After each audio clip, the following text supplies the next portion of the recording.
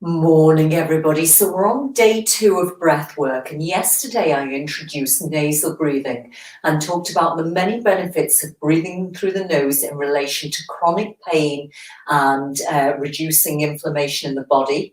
Today we're going to concentrate on something called 4 square box breathing. And again, I'd like to do it nasal breathing. Now, in the nose, we have lots of little hairs, and they're called nerves, and they act as a filtration system. So when you're breathing, they also get rid of all the muck, or they keep all the muck in the nose. So first of all, get yourself into a comfortable sitting position. Now, you don't have to sit cross-legged on the floor. I'm sitting on a yoga cushion here to elevate my hips so that I can get my knees a little bit lower than my hips. As long as I've got a good base of the spine, where the spine is lengthened up tall, and my base is really grounded to the floor, because that helps the cylindrical loop and helps the flow of air. So all I'm going to do is just let my hands rest onto my knees, either palms down or palms up. I'm going to retract my head slightly, and I'm going to drop my nose down. And I'm just going to teach you, first of all, this 4 square breath, and I'm going to talk it through, so I'm not going to be breathing. So imagine you've got a 4 square. We're going to start with a 4-4-4 tempo. So you're going to breathe in up the side for 1, 2, 3, 4. Then you hold your breath as it goes along the top. 1, 2, 3, 4. Exhale for 1, 2, 3, 4. Retention of breath for 1, 2, 3, 4.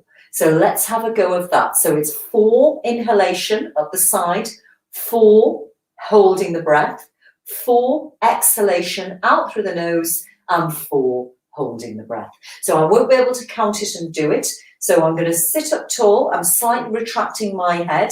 My chin is pointed down, so I've got a little bit of a Jalandhara lock, not too much though. Okay, I'm letting my eyes soften. That's it, or my gaze towards the floor. My lips are just going to gently purse close. Here we go.